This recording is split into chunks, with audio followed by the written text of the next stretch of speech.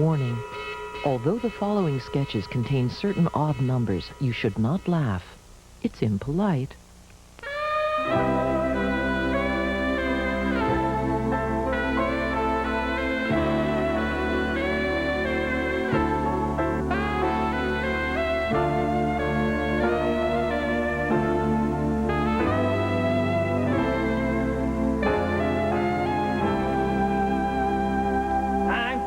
Throckmorton, with this super kablooey bowling ball, you and I, we're gonna win the Order of the Raccoon Bowling Tournament. Yeah, boy, Alfie, with that ball, it'll be a real cincharoo.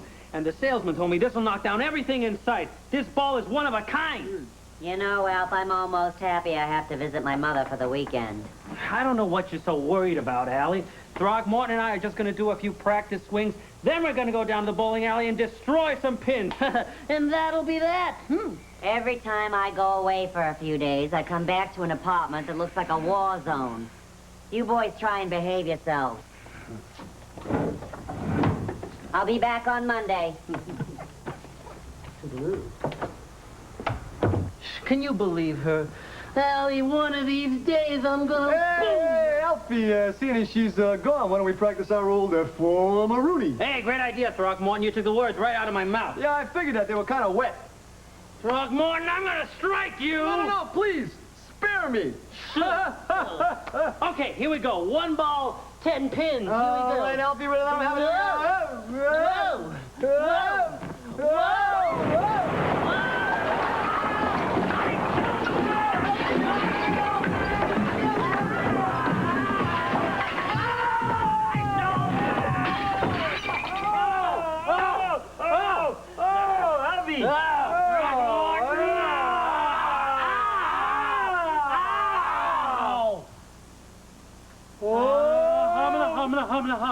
Oh, boy, really good form there, Alfie. Whoa, real classic move there. Hey, set him up in the next apartment. Huh? Boy, who would have thought that underneath all that butterfat was so much raw power? All we need now is a sign that says, this is not an elevator. I didn't do that, The bowling ball did that! And what am I gonna do, Throckmorton? Allie's gonna kill me! I don't really know, Alfie. I guess you gotta figure out some way to, fill up that hole with bricks and, How am I gonna do that? Well, I don't really know. I know what. We're gonna measure a brick, and we'll figure out how many bricks will go in a hole. You know, like, hey, Dr. Wilberforce, how many bricks will it take to fill this area? Well, I don't really know, Worthington. Well, why don't we multiply the length times the width and find out? Cut that out, Throckmorton! If we do that, that'll only give us a very rough estimate. These bricks are expensive, and I don't want to have to buy more bricks than I need. Hey, well, that's why we need a plan. That's it. Yeah, all we need now is a pen and paper, and we're on our way, Maestro Police. Over here. Pen. Paper. Thank you very much. Oh, by the way, on your way back to the desk, would you bring me a big turkey sandwich, please? Bang, zoom to the moon, Throckmorton!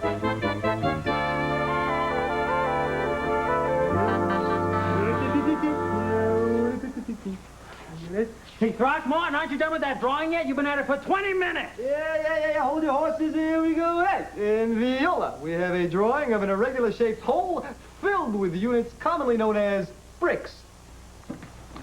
Throckmorton, you're a genius. Oh, yeah, but it was your genius that inspired this plan in the first place. So, how many bricks do I need, huh? Let's see, according to this drawing here, we need 98 bricks to fill the hole.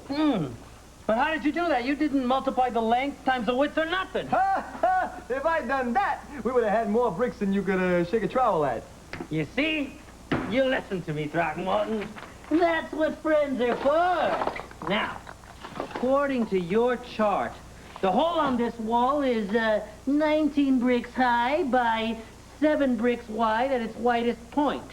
So let me see, 19 times 7, we can figure it out this way. 20 times 7 is 140. Minus 1 7, that would make it 19 sevenths. 20 times 7, 140. Minus 7, 133. That's how many bricks we would have had to have bought if we would have thought of this as a rectangle. A little effort went a long way. We only need 98 brickaroos. Yeah, that little effort is known as thinking. And that's how I did it. I just added them up. Yeah, but how'd you do it so quick? Oh, it was simple. I just looked for tens. Huh? I don't see any 10s. Oh, yeah, sure. Here you go. Here's a 10. Here, 5 and 5, and it's 1 10. And we got a 4 and a 6. That's another 10. Oh, look at here. Another 4 and another 6. That's another 10. And down here, we got a 6 and a 4. One more 10. And another 6 and a 4. And, oh, look at here. We got a 2 and a 3. That makes a 5, which we can add on to this 5 down here for another 10. So, we got 1, 2, 3, 4, 5, 6 10s. 6 times 10, that's 60. And then we got here 1, 2, 3, 4, 5 7s. 5 times 7, that's 35. And oh, look at right down here. We got this lonely little 3 there. And we put the 3 there. And we got 8 and 9 and a grand total of 98. You know, Alfie, there's a song in this. I add 'em up for you. You make a sandwich for me. Throgmorton, cut that out! Hey, you know what, Throgmorton, you're right. 133, take away 98 is, 35. At a buck a brick, you just saved me 35 bucks! Hey, I subtract them for you. You make a sandwich for me. Throgmorton, now cut that out! We gotta hurry up and fix the hole in the wall. Allie! Whoa! Whoa! Come. Alf, I forgot my... What is this? That's a hole! Yeah, it's a hole. And, what is a hole? Nothing. Right. And if you think I'm going to stand around talking about nothing, you're crazy. Allie, I know that you think that you know that I know why there's a hole in our wall. But if you think that you know that I don't know, Throgmorton, I'm coming!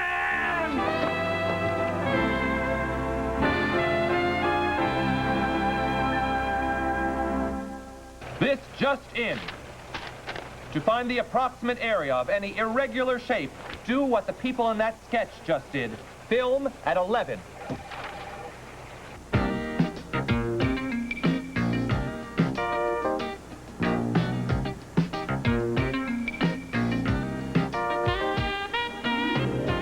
Pamela Hepburn is a licensed tugboat captain who works out of the New York Harbor.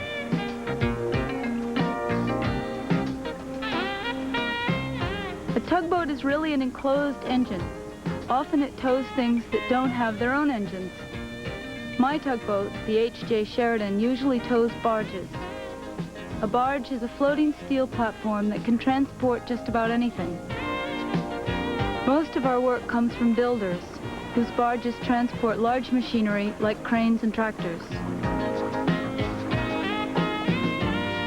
By using the waterways, we can tow things from New York Harbor out to Long Island Sound, or we can travel as far as Massachusetts or even Virginia. An important part of my job is navigation, knowing where we are and steering the boat on a safe course from one place to another. A lot of people don't realize this, but math is important in boating. It's a very important aspect of boating because that's how we determine where we are. And in a boat, you can't see what you're going over underwater.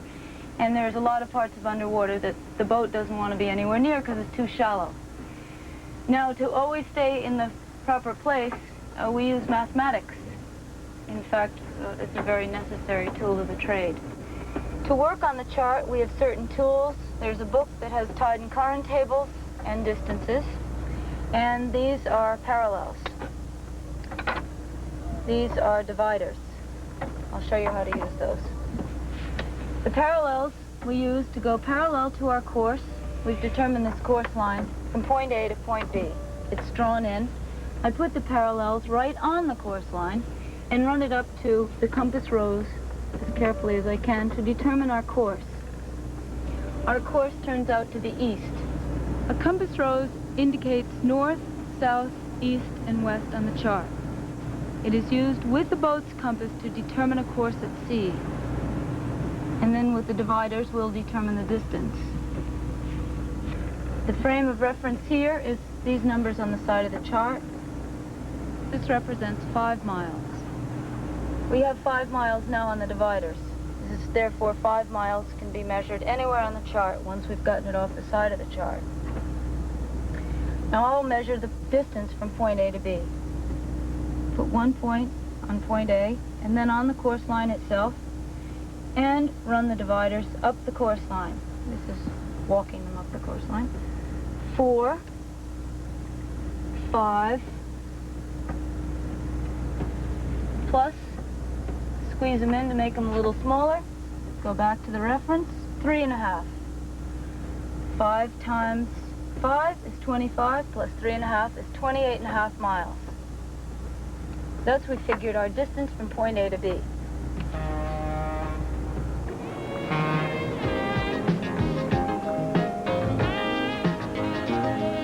This job is terrific. It's fun, and it's very interesting, and it makes you feel good. You're always moving. Learning navigation is a skill that I'm quite proud of, and you feel like you can do anything or go anywhere with the boat.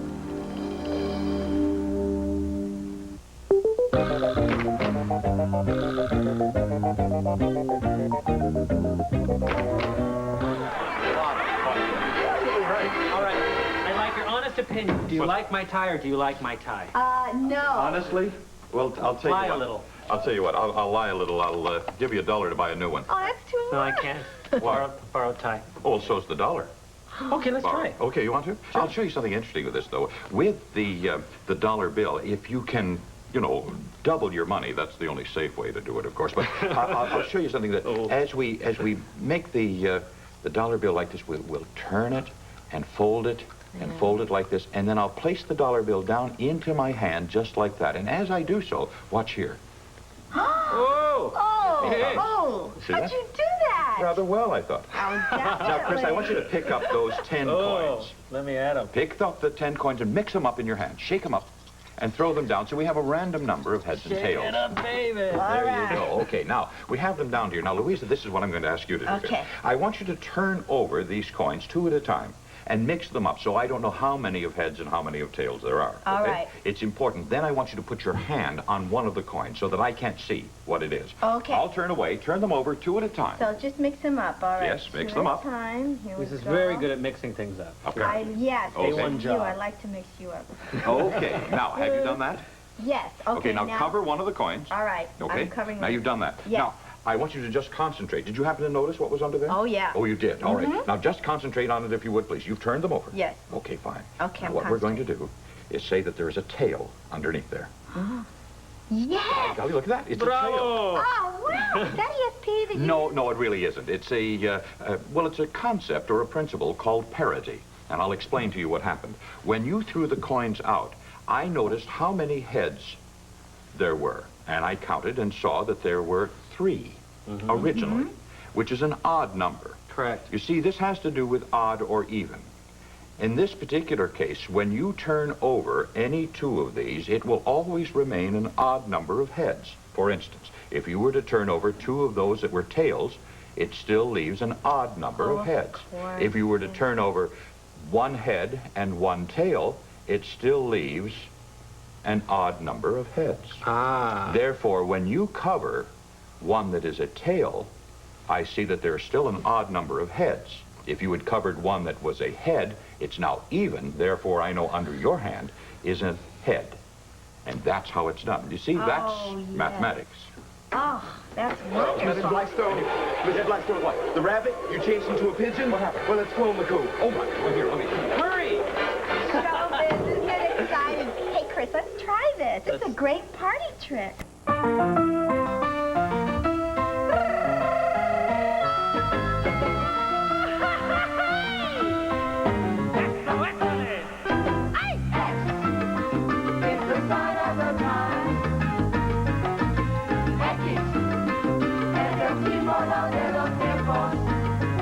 There's a lot of time going around.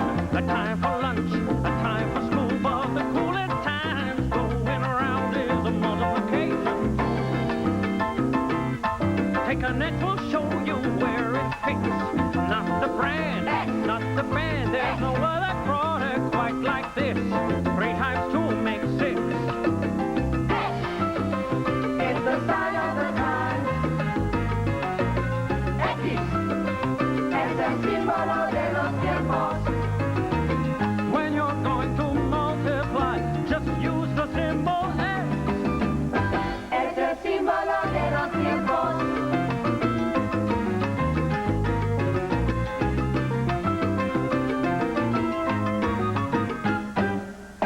When you're adding numbers and they're all the same, you take a shortcut, multiply. Count the number of the numbers you want to gain. That's your multiplier.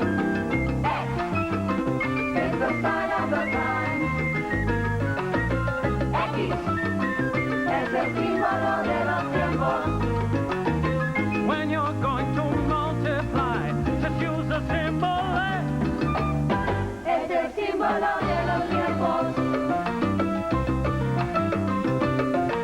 There's a multiplication table everyone should know by heart. From 0 times 0 to 9 times 9, that's the place to start.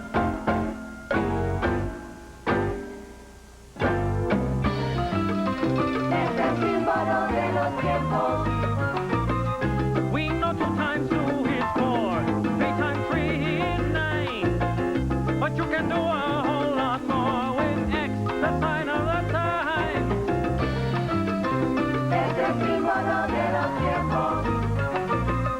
3 times 4 or 6 times 2 equals 1 times 12. Figure out the way it works and try it for yourself. Es el símbolo de los tiempos. The same is true of 4 times 5, which equals 2 times 10. 5 times 6, 15 times 2 equal each other again. Es el símbolo de los tiempos. You could keep on going as long as you're inclined. With different combinations, just use the sign of the time. Es el símbolo de los tiempos. Es el símbolo de los tiempos. Es el símbolo de los Échale, tiempos. mijita, qué lindo se ve. Es el símbolo de los tiempos. Échale, muchachita. Es el símbolo de los tiempos. Eso. Con Es ganita, el símbolo eso. de los tiempos. Ahí le va.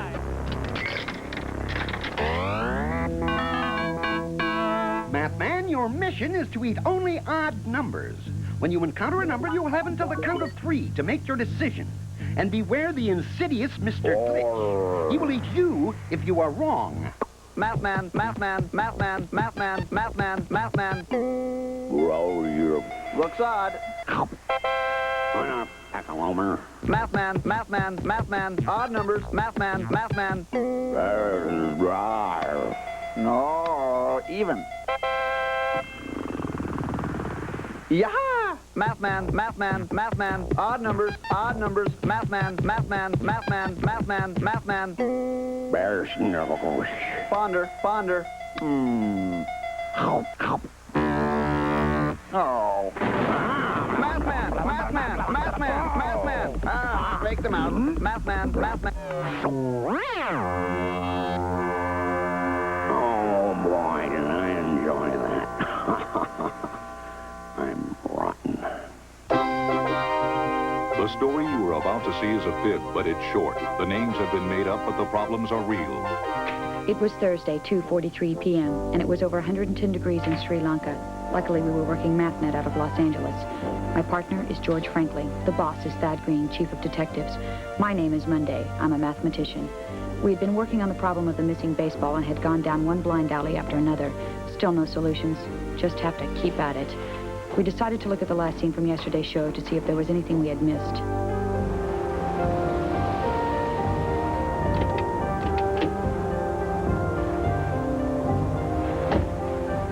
Notice something strange, George? Yeah. All the numbers on this side of the street are even, and 727's an odd number. No problem. Just means the place we're looking for is on the other side of the street. Have you looked on the other side of the street, George? There are no odd-numbered houses on Bluff Drive.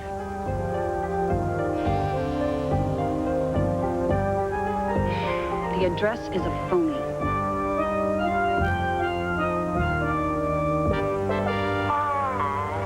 We're still working on it, Howie. Can I do anything to help? Not yet, son, but if we think of something, we'll call you. My dad will be home tomorrow. We know, Howie. We're doing everything we can. I hope it's enough. Son? If I don't get that baseball back, they'll tar and feather me. Uh-huh. They'll put me in the stocks. We're trying. probably run me out of town on a rail. Goodbye, Howie. Did you run a make on Clarence Sampson? Uh-huh. It's amazing what we can do with these computers, isn't it, Kate? I remember when we had to do it by hand. It took weeks. He goes by a lot of aliases. Charles Charlie Sampson, alias Carl Sampson, that's with a C, alias William Howard Taft Sampson. What have you got on him? Spent 13 years in state prison for robbery. Paroled 6 months ago. Uh-huh. What kind of robbery? Gold bars. They took 10 of them in 1975. Know what they were worth? Nope.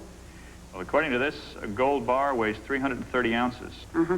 And gold was worth $160 an ounce back then. Let's see. 330 is about 1/3 of 1,000. 1/3 of 160 is 53.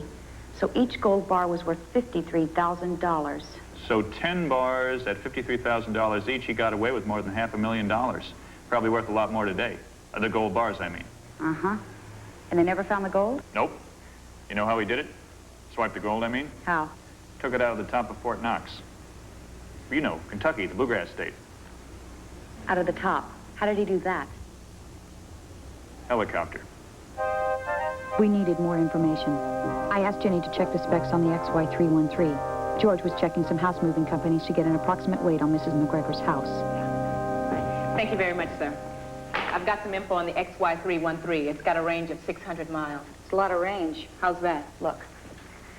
The missing baseball was here in Burbank. You mean the house? Yes, but as George says... You got the house, you got the ball. Uh-huh. Go on.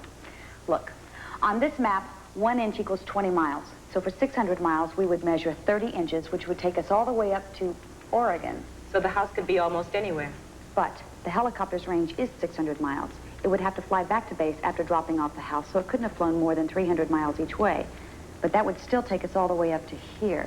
That's still too much ground to cover. Jenny, Kate, I got an approximate weight on the house. The moving company said it weighs about 7 tons. 14,000 pounds. The XY313 can handle that. It could carry up to 16,000 pounds, but the 600-mile circle is still too big. Wait, we're forgetting something. I know, Martha told me. Green peppers for the meatloaf. You sure you can't come, Jenny? Positive. Kate? Uh-uh. You guys ever had Martha's meatloaf? Yep. What we're forgetting is that the helicopter was carrying a house. Now, that extra weight would cut the range back even further. But how much? Yes, sir, me again. I was wondering if there was any way you can tell me how far the helicopter flew. You can? Uh-huh. Okay. Oh, I see. Thank you. Got something? Blackboard.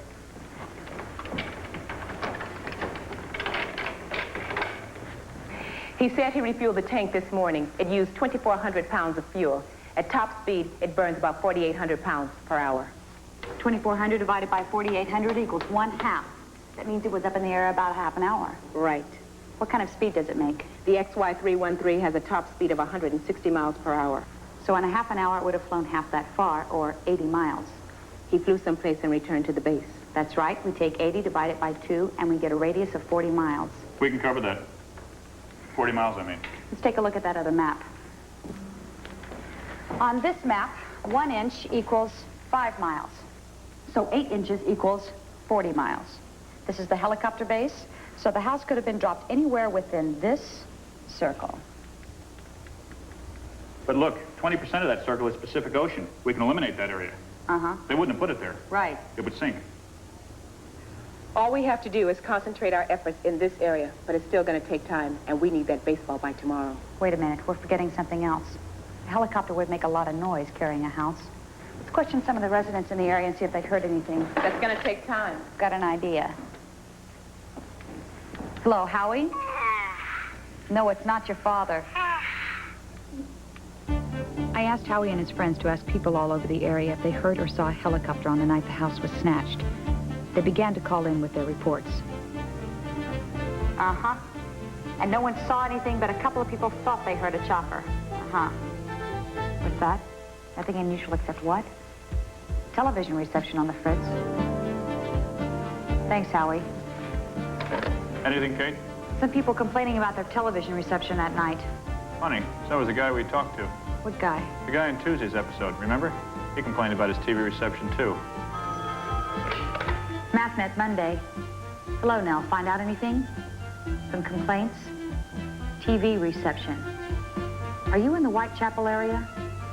Thanks. George. Those complaints are all coming from the same direction. MapNet. Yes, Mr. Becker. More complaints about TV reception? What area? Thanks. Same direction, but further southeast. And it must have been the helicopter that was causing that interference. Look, it's giving us an arrow. The house has to be somewhere along this line. What we've got to figure out is where that interference stopped. Call Howie.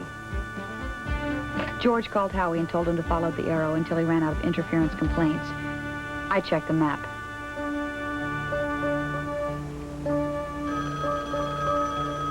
I'll get it. It's probably Martha. Sure you can't come, Kate? She'll be awful disappointed. MapNet. Oh, hi, Howie. I thought you were my wife. Really? The complaints stop at Scenario Circle? Nothing beyond that point? Terrific, Howie. The house has got to be here. We've got our man, George. Let's roll.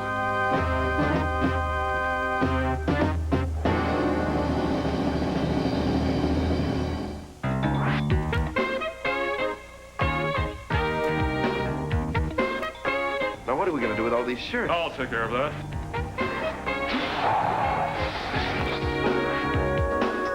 But still, it does contain 200 calories. Does that like gross you out? Mondo. Wonder if we could ask you a few questions, sir? The answer to your question is no. Yes, sir. We're looking for a missing baseball. You have an unusual occupation. 100% of Square One TV is a production of the Children's Television Workshop.